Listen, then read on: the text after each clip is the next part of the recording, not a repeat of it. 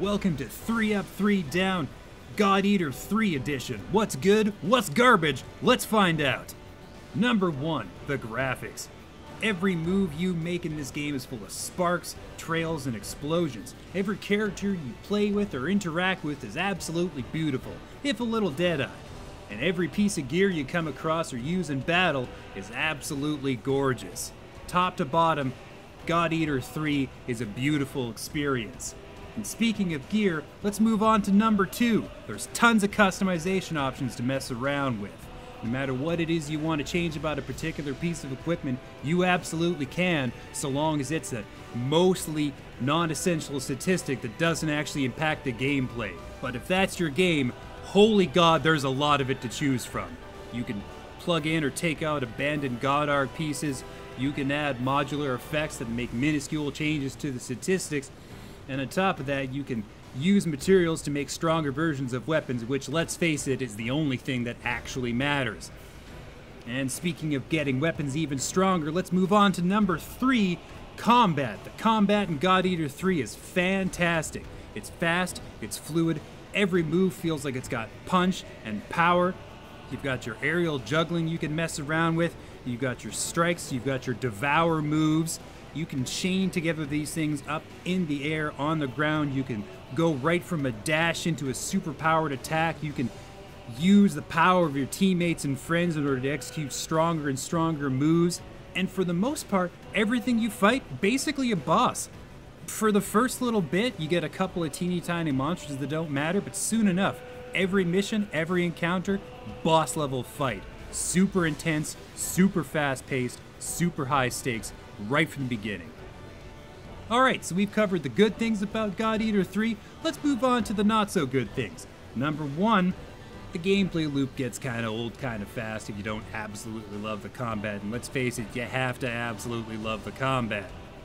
Yes, the fighting is amazing, and the weapons are fun, and the moves are cool, but for every 5 minutes of amazing fun, there's 3 to 5 minutes of bureaucratic nonsense. You've gotta be dealing with loading screens, you gotta be browsing through menus, you gotta be buying items, you gotta be listening to people talk. God, you gotta listen to a lot of people talk. Yes, some parts of the game are fun, but some parts of the game, actually, like 40 to 60% of your actual playtime, not that great. Which leads me to number 2. The story is pretty predictable, actually. Yes, I will concede that the stakes are high and the situation is bleak, and this isn't the sort of light and fluffy fun that you would expect from a super beautiful anime-style game like this. But actually, when you look at it from a distance, it's still the same chapter-by-chapter, super-powered silent protagonist assembling a massive menagerie of beautiful murder machines. Once you meet people, they're in your party for good, and you're getting more of them all the time, and there's never any serious suffering you have to undergo. It's just you moving from stage to stage, slowly but surely getting stronger while the adults fail to take you seriously, and everybody you encounter, be they enemy or friend, will almost certainly eventually be put into your party, unless they're like another evil adult, in which case you'll either destroy them or humiliate them in front of their peers. Although there's a lot of trappings of seriousness, the story itself is largely ineffectual. And that leads me to point number 3. The combat sections are great, the non-combat sections are pretty dull. This leads to a sort of violently lopsided gameplay rhythm. For all the good you have, there's bad to come with it. The rhythm of this, the loop, is crazy fast. It's 5 minutes up, 5 minutes down, 5 minutes up, 5 minutes down, and there's almost no alteration to this. Sometimes a really difficult battle will run for like 10 or 15 minutes if you don't have your strategies together, or you're missing items, or you don't know what you're doing, or a boss proves particularly tough. But for the most part, 5 minutes good times, 5 minutes of crap. And this janky up and down gameplay rhythm can really throw off your enjoyment of the entire experience.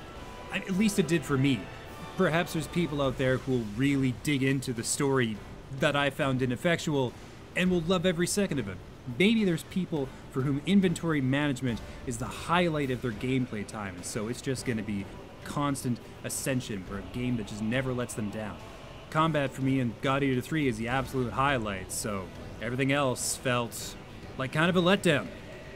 Alright, there you go. There's your 3 Up, 3 Down God Eater 3 edition. For more videos just like this one, check out the COGconnected YouTube channel. For the full God Eater 3 review and other news, reviews, and tutorials, check out COGconnected.com.